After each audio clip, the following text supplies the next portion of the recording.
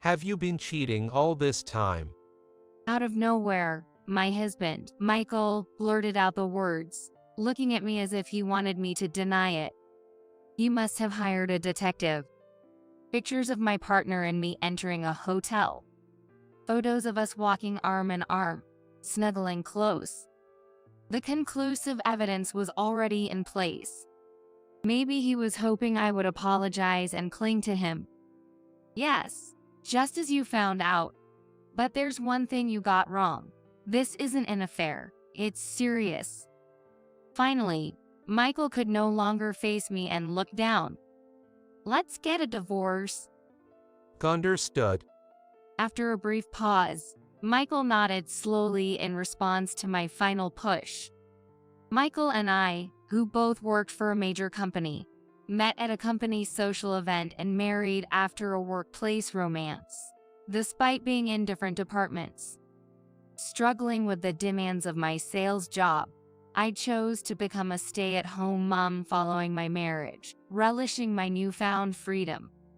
Perhaps it was this stress-free life that blessed me, as 2 years into our marriage I was pregnant, and soon after, I gave birth to our son, Kevin.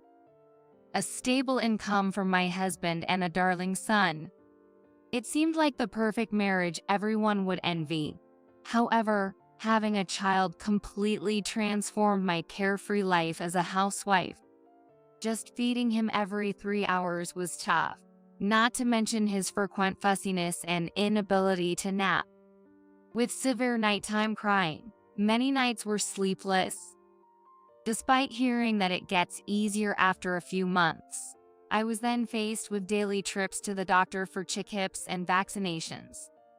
My life was wholly consumed by childcare with no time for myself. Michael tried to help when he was home, but he couldn't take time off work, which I understood, but it didn't feel very supportive at the time. I might have been experiencing postpartum depression in hindsight.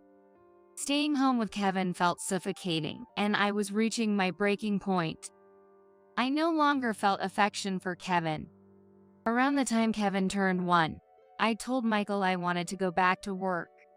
Surprised, as he knew I had chosen to be a stay-at-home mom, he respected my decision. Until I settled into my job, Michael decided to take paternity leave.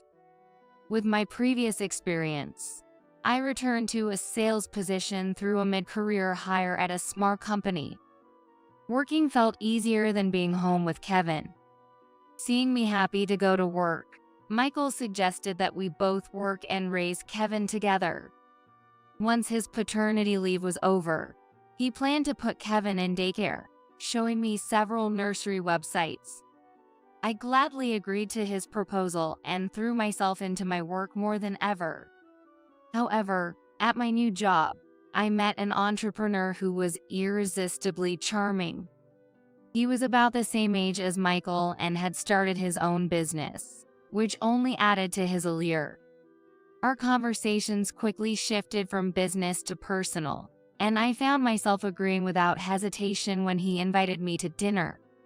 I justified it to myself as just work, and nodded without hesitation. The upscale restaurant was not a place for children, and that left me in a dreamy state. It didn't take long for me to remind myself that I'm not the type to just cater to Kevin. That evening, we checked into a luxurious hotel. By morning, Michael and Kevin had completely slipped my mind after a passionate night. Returning home the next morning, wondering how to explain my absence, Michael greeted me with a smile. Hard day, huh? I heard it was urgent client work from a colleague. The shower's ready. Are you going to hop in? Stunned by his response, I discreetly contacted the man. Apparently, his secretary had pretended to be a colleague and informed Michael. His thoughtfulness made me feel like a princess. And so, I fell deeper into the affair. He always seemed to care about my feelings and my family, making him indispensable to me. With him, my life could be happy, to the point where it's so believable. That's why I stopped caring about hiding the affair. Getting caught might even be better. I was ready for divorce if it came to that, because I felt so. Michael accusing me of infidelity came at a surprisingly welcome time. He said he wouldn't demand alimony even if we divorced. Just give me custody of Kevin and this condo.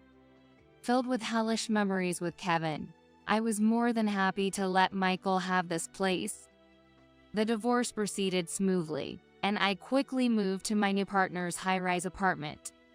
Living in his penthouse, he celebrated our divorce becoming final with champagne.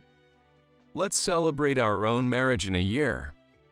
He proposed, with the sparkling city lights as our backdrop. I felt like I had captured everything the world could offer. Having remarried to the entrepreneur, I returned to being a housewife and enjoyed my happiness. However, his wish for a child was a concern. More than 6 months after our remarriage, there was still no sign of pregnancy. With Michael, I had gotten pregnant naturally at just about the right time. I had been tested before and was told I was quite fertile. Honestly, I suspected the problem might be with him. When I mentioned this, he exploded in anger. Are you saying the problem is with me? That I can't have children? His fury was so intense that further testing seemed out of the question. Seeing him lose his composure was shocking.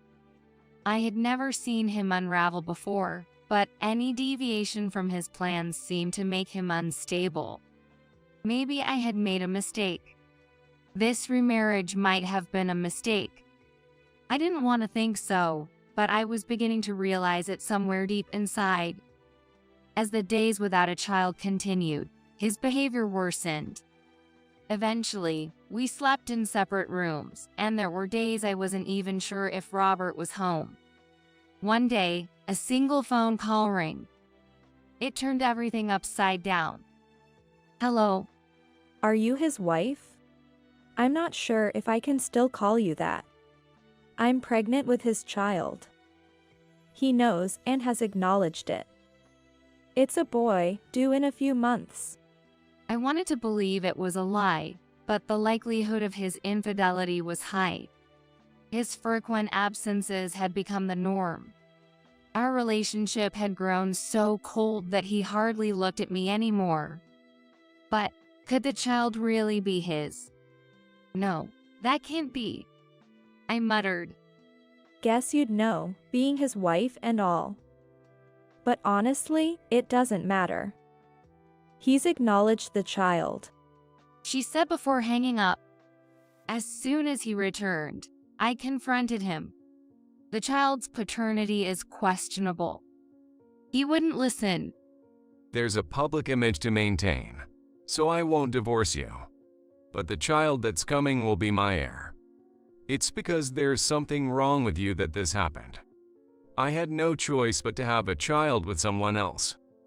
I was furious at him for justifying his affair, but I was too scared to let go of this lifestyle.